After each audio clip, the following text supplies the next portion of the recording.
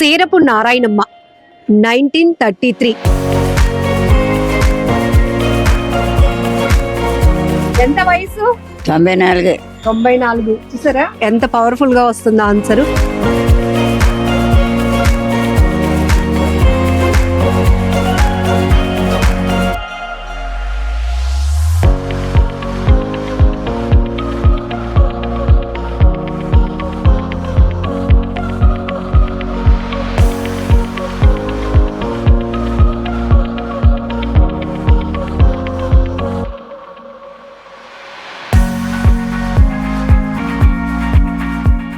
సేరపు నారాయణమ్మ 1933.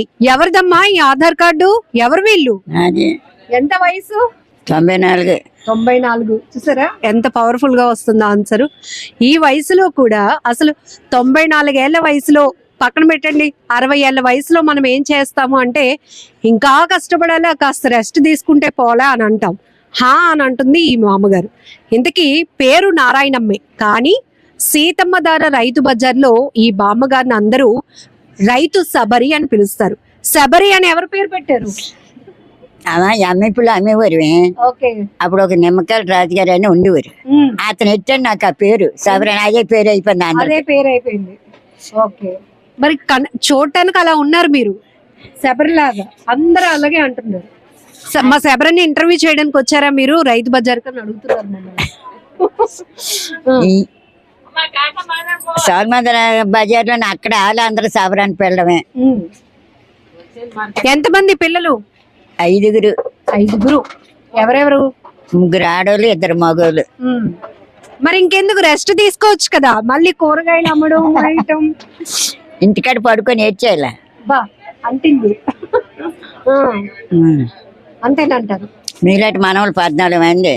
14 మంది మనోళ్ళు. అయినా కూడా కష్టపడాలి. ఇష్టమా మీకు? 20 ఏళ్ల నుంచి చేస్తున్నారంట రైతు బజార్లో కూరగాయలు అమ్మడం. మరి ఇంటి దగ్గర ఉండడానికి అసలు ఇష్టం ఉండదా? ఇంటికాడ నుండి వచ్చారు చెప్పి. టీవీ చూస్తాను. ఆ టీవీ కూడా చూడరా? టీవీ చూడరా? చూస్తాను, నాకు టీవీ వేయడం రాదే. రెస్ట్ తీసుకోరా, పడుకోవచ్చు కదా. అవును, ఒంట్లో బాగాలేకపోతే పడుకుంటాం, బాగుంటే పడుకొని ఉంటావు అలాగనే చెప్పి. అంతే కదండి, అలా పడుకొని ఉండగలవా? మరి ఇంకేమి ఉండలేవు. కబుర్లు చెప్పుకోవచ్చు కదా ఇంటి చుట్టుపక్కల అందరితోని. ఇంటి పక్కన వాళ్ళతో కబుర్లు చెప్పుకొని ఉండొచ్చు. అలాగే వెళ్ళం మేము. ఎవరి ఇంటి పక్క, వాళ్ళ ఇంటి పక్క, వీళ్ళ ఇంటి పక్క, ఎక్కడికి. మా ఇంట్లో పని ఏదో మా బాధ ఏమో అంతే. నా పిల్లలే కాదు, నా మనవలైనా సరే. 14 మంది మనవలు అయితే 10 మంది పెళ్లి చేసాం. 15 మంది పుట్టారు. 15 ఇప్పుడు ఇంట్లో ఉంది, బడికి చేపెట్టి వచ్చింది. అది మొత్తానికి ఖాళీగా ఉండకూడదు. ఒంట్లో దేవుడు సత్తు ఇచ్చినంత వరకు పని చేస్తూనే ఉండాలి. అంతే అంతే అందరికీ చెప్తున్నారు ఈ మాట. మరి గాంధీ తాత గారిని వాళ్ళని ఎప్పుడైనా చూడటం గానీ? చూడలేదు. చిన్నపిల్లని అప్పుడు ఊరేగించి తీసుకెళ్తాను. గాంధీ తాత చచ్చిపోండి ఊరేగించి తీసుకెళ్తాను. సోల్మందర ఉన్నది, సోల్మందర 7 గుళ్ళు ఉండేవి అక్కడ. మా కన్నూరు ఇల్లు అల్లిపురం కాదు, అల్లిపురం కాడ పెద్ద చెరువు ఉండేది అక్కడ. ఇప్పటికి మా తమ్ముడాళ్ళు ఉన్నారు అక్కడ. ఆ రోడ్ని తీసుకెళ్తాను సోదమానంకి వెళ్ళి. అప్పుడు చూసాం చిన్నపిల్లలమే. అప్పుడు ఎంత ఉంటది మీ వయసు అప్పుడు? ఎంత పిల్లలమే. గాంధీ తాతను ఊరేగించి తీసుకెళ్తాను, చచ్చిపోయాను. మీది మరి ఈ ఊరేనా? విశాఖపట్నమేనా? సొంత ఊరే. ఈ ఊరే కదా, మన ఊరేది. చూసారా, దానివల్ల ఎంత ప్రౌడ్ గా చెప్తుంది. ఇదే సొంతూరు. అల్లిపురం. మా అమ్మగారు రౌడీ, పెద్ద రౌడీ లాగే. అంతేనా రౌడీ లాగా? మాది అల్లిపురమే చిన్నప్పుడు. మరి అప్పుడు వైజాగ్ ఎలా ఉండేది? ఇప్పుడు అంతా మారిపోయింది. అప్పట్లో ఎలా ఉండేది మన ఊరు? ఇదంతా దుక్కలు దూలాలు ఇవన్నీ తోటలే ఇక్కడేటి ఉండేది. అప్పుడు మీకు ఊహ తెలిసి ఊరు మనం విశాఖపట్నంలో ఊరు అంటే ఎక్కడుండేవి? మేము ఎక్కడికి వెళ్ళేవారం కాదు అప్పుడు. అల్లిపురంలో ఉండడమే ఇంటికాడ ఆడుకొని అక్కడ. ఆ పెళ్ళి అయ్యాక తాచేటిపాలెం ఇచ్చారు మాకు, మా అత్త తాచేటిపాలెం అంతే. మొదటి నుంచి పని చేసే వాళ్ళ మీరు ఇలా సాయంగా ఏదైనా?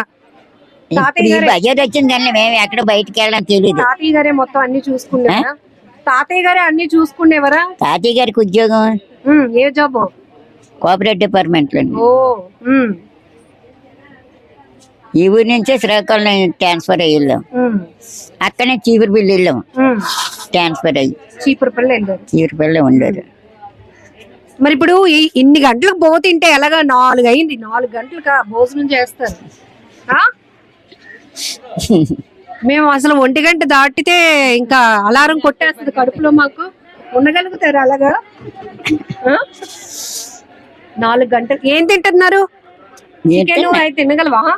చికెన్ తినలే. వద్దులే, మనకు మంచిది ఏదైతే అదే తినాలి. ఏమిష్టం నీకు బాబు గారు? ఏమిష్టం కూర? ఏమిష్టం? ఏదైనా సరే ఎన్నాళ్ళ పళ్ళు సరిగ్గా లేక మెత్త తినలేని తిన్న ఏదో మెత్తకుంటే తింటాం లేకపోతే. ఎన్ని గంటలు లెగుస్తారు? ఎన్ని గంటలకి లెగుస్తారు? 4 గంటలకి లేస్తాం మేము. ఇప్పటికీనా 4 గంటలకి లెగడం అలవాటు అయిపోయింది మరి. ఏమేం చేస్తారు ఇంటి దగ్గర? మీరు ఏం పని చేస్తారు? ఏం సాయం చేస్తారు మీ పిల్లలకి ఇంటి దగ్గర? సాయం చేస్తారు, చెయ్యనెవరు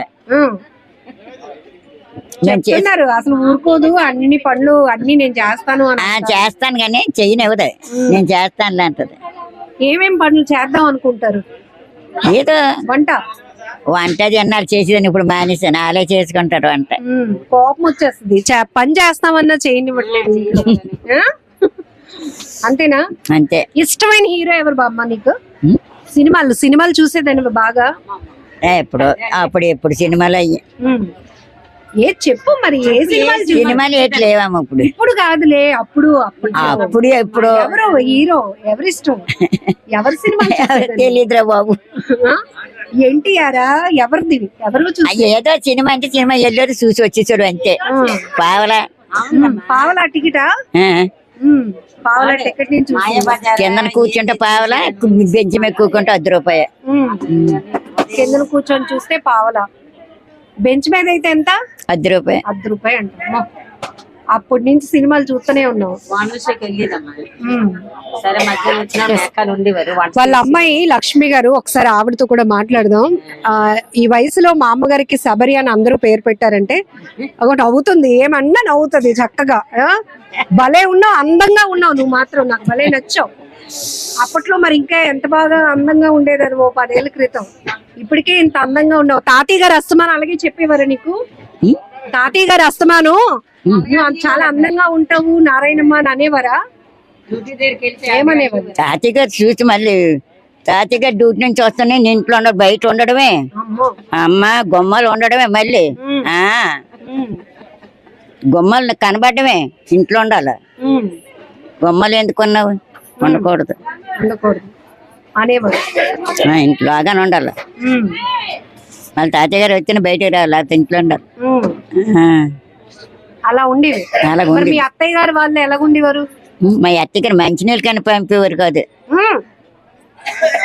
మంచినీళ్ళు తాగుతానన్న పంపేవారు? మూతి నీళ్ళకి వెళ్ళిచ్చారు కాదు ఎవరు, ఇంటికాడ ఉండడమే. బయట కంటే రానిచ్చేవారు కాదు.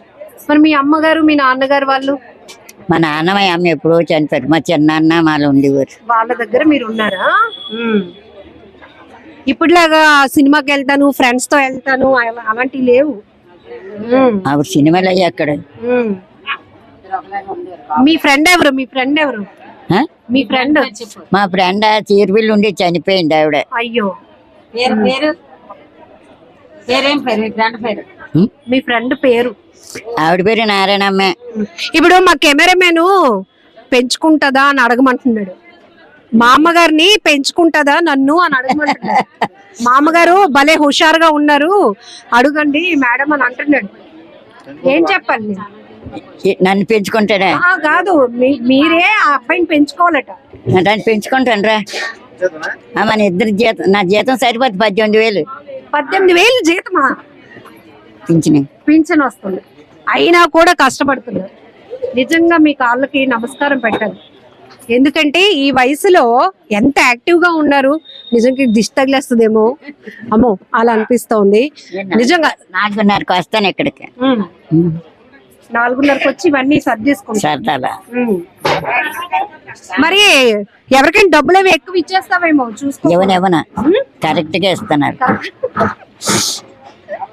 చెవులు అంటే అనబడ కానీ కళ్ళు కనిపిస్తాయి. సూపర్. ఇంతకన్నా పవర్ఫుల్ వర్డ్స్ అంటూ ఉండవు.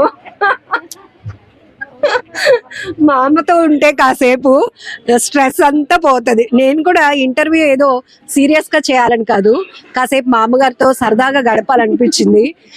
2-3 సార్లు నేను కూడా సీతంధార రైతు బజార్కి వచ్చినప్పుడు ఏంటి మా అమ్మగారు ఇంకా ఇక్కడ ఉన్నారు, ఈమెతో ఇంకెవరైనా ఉంటారేమో అనుకుంటే లేదు, గడుసుగా చలాకీగా చక్కగా కూరగాయలు అమ్మేస్తా ఉన్నారు. ఈవిడ పేరు ఏంటండి అంటే, ఆవిడ పేరు వేరే అమ్మ, మేము పిలిచే పేరు వేరే అని అన్నారు.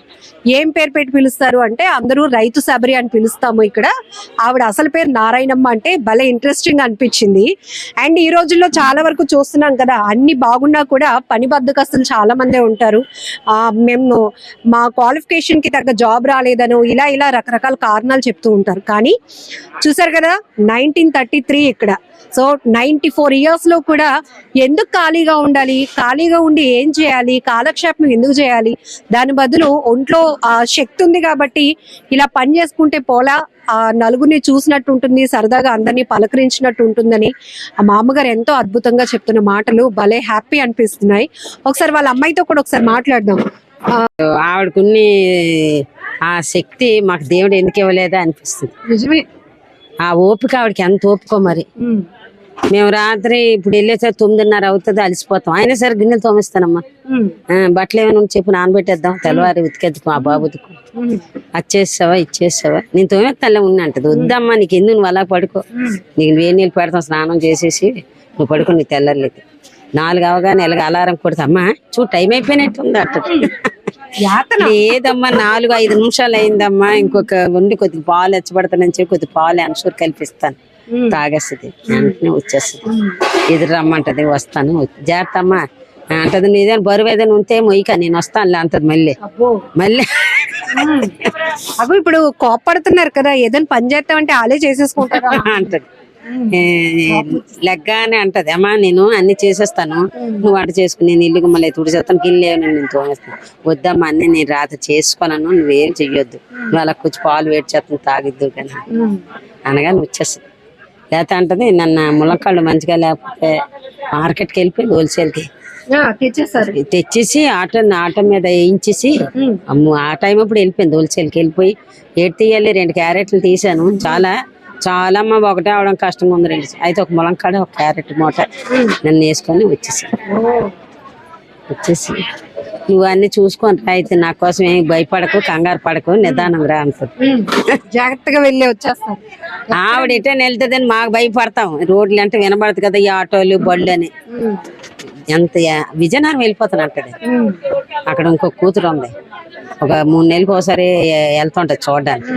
మంగళవారం సెలవు కదా, మంగళవారం రోజు వెళ్ళి సాయంత్రానికి 4 గంటలు మళ్ళీ వచ్చేది. ఎందుకమ్మా ఇవాళ ఉండొచ్చు కదా, తెల్లవారు రావచ్చు కదా అంటే, అమ్మో నువ్వు ఒకదాని అయిపోతావు కదా, కొట్టే సర్దుకోవడం రాదు నీకు, కూతురికి ఎంత సాయమో, కొట్టి సర్దుకోవడం రాదు అంటది. మరి మీరు అన్ని ఇంత నీట్ గా ఎక్కడ సర్దుపడతారు? అదే కదా, అందుకోసం నిజంగా చాలా బాగా అనిపిస్తుంది. ఎందుకంటే చాలా హుషారుగా ఇంత బాగా అన్ని ఎక్కడ ఖాళీ లేకుండా ఏవేవో చేసేసుకుంటూ ఉంటది. రాత్రి 9:30 వరకు అలా పని చేసుకునే ఉంటది. ఇంకా ఇంటికాడ మంగళవారం ఒక రోజు ఉంచాలంటే, అందుకే ఎవరైనా ఆస్కాలు ఆడితే చెప్తాను, మంగళవారం నాడు మీ ఇంటికి తీసుకెళ్ళిపోండి. ఏదో కొంచెం ఆస్తులు ఉంటే చాలు, కాళ్ళ మీద కాలు వేసుకొని నాకేటని కూర్చొని తిందామని ఉంటారు. కానీ ఆవిడకి అసలు అలా ఉండదు. పెన్షన్ వచ్చినా ఏ వచ్చినా ఆవిడ పని ఆవిడ చేసుకుని వెళ్ళిపోవడమే కావాలి. అడుగు ఏం కావాలో అడుగుతున్నారు. కరోనాలోనైనా సరే అలా ఇక్కడికి వెళ్ళిపోయేది. కృష్ణ కాలేజ్ దగ్గర పెట్టారప్పుడు అలాగే తెల్ల 4 గంటలకి వెళ్ళిపోయేది. కృష్ణ కాలేజ్కి అయితే బొల్లే కాలేజ్కి అలాంటి కరోనాలో. అదిగో ఇక్కడ చూసారు కదా. అయితే ఇప్పుడు కెమెరామెన్ పెంచుకుంటావా? కెమెరామెన్ ని పెంచుకుంటారా?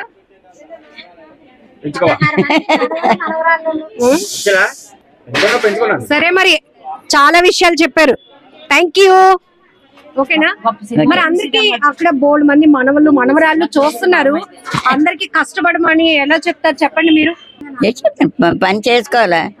రోడ్డు మీద తిరిగి మందు తాత అవుతుంది ఏంటి, ఏదో కష్టపడి పని చేసుకుంటే అందరూ మర్యాద ఇస్తారు మనకి. అంతే, అది కష్టపడి పని చేస్తే అందరూ మర్యాద ఇస్తారు, గౌరవం ఇస్తారు, మనం కూడా గౌరవంగా పిలుస్తారు, గౌరవంగా మనల్ని. పిలుస్తారు. అంతే. వాళ్ళు ఆడాక ఈడాక తిరిగితే ఎవడు మనకి చూడ. అంటే ఆడు మందు మప్పుతాడు తాగమని, మర్యాద మాపడం.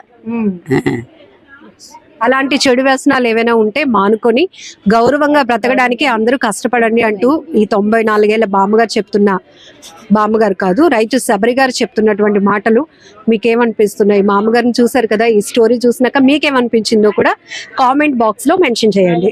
పెంచుకుంటాను. ఆ?